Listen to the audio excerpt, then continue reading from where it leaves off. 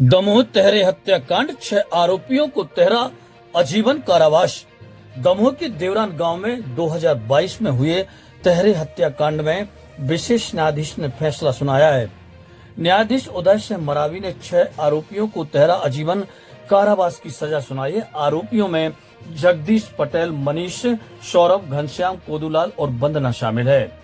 आरोपियों ने प्रदेश में रहने वाले मानक अहिरवाल और उनके पिता घमंडी और उनकी मां राज प्यारी की गोली मारकर हत्या कर दी थी। हत्याकांड के पीछे वजह जगदीश की पत्नी वंदना को मृतक की बुरी नजर से देखने का आरोप था। न्यायालय ने आरोपियों को धारा 302, 307 SCC एक्ट और आर्म्स एक्ट के तहत सजा सुनाई है। आरोपियों पर जुर्माना भी लगाया गया है। इस मामले में एक नाबालिग आरोपी भी है, जिसका मामला किशोर न्यायालय में विचाराधीन है। सर, एक मामला आया है न्यायालय में ट्रिपल मर्डर का। जी, क्या फैसला हुआ, कैसे हुआ? आज माननीय विशेष न्यायाधीश SC/ST एक्ट श्री उदय सिंह मरावी जी द्वारा ट्रिपल हत्याकांड में 6 आरोपीगण को ट्रिपल आजीवन कारावास के दंड से और अर्थदंड से दंडित किया गया है। यह मामला थाना दमोह देहात अंतर्गत देवरान गांव का है, जहां पर आरोपी जगदीश ने अपने अन्य परिजन आरोपीगण के साथ मृतक मानक, उसके पिता घमंडी और उसकी मां राज प्यारी बाई की गोली मारकर हत्या कर दी थी। अन्य आरोपीगण द्वारा भी कुल्हाड़ी लाठियों से उनके साथ मारपीट की थी एवं अन्य 2 जो मृतक मानक के भाई हैं, बालक दास और एक महेश, इनके साथ भी मारपीट की थी और उन्हें चोट पहुँचाई थी। ये हुआ कैसे था, विवाद क्या था? ये विवाद की जड़ मुख्यतः थी जो आरोपी वंदना है, उसको मृतक मानक द्वारा बुरी नीयत से देखा जाना बताया जा रहा था और इसी के कारण ये घटना को अंजाम दिया गया था। इसमें मामले में विवेचना नगर पुलिस अधीक्षक द्वारा, CS अभिषेक तिवारी द्वारा और गरिमा मिश्रा द्वारा की गई थी एवं ये मामला क्योंकि जघन्य सनसनी मामले के अंतर्गत भी आ गया था, चिन्हित किया गया था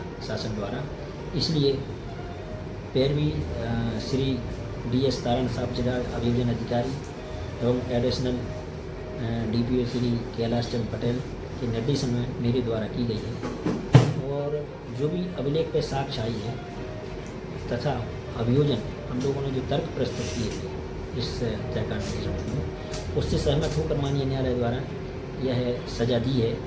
6 आरोपीगण को धारा 302 में ट्रिपल आजीवन कारावास और 1000 रुपये के दंड से दंडित किया गया है। धारा 307 भादावी में 5 वर्ष का कारावास और 500 रुपये के अर्थदंड से दंडित किया है। और चूँकि ये मृतकगण अनुसूचित जाति जाति के अंतर्गत आते थे, इसलिए धारा 325 SC/ST एक्ट के तहत आजीवन कारावास और 1 वर्ष के 1000 के दंड से दंडित किया गया है। इसमें आर्म्स एक्ट के तहत भी आरोपी मनीष और आरोपी जगदीश को दंडित किया गया है।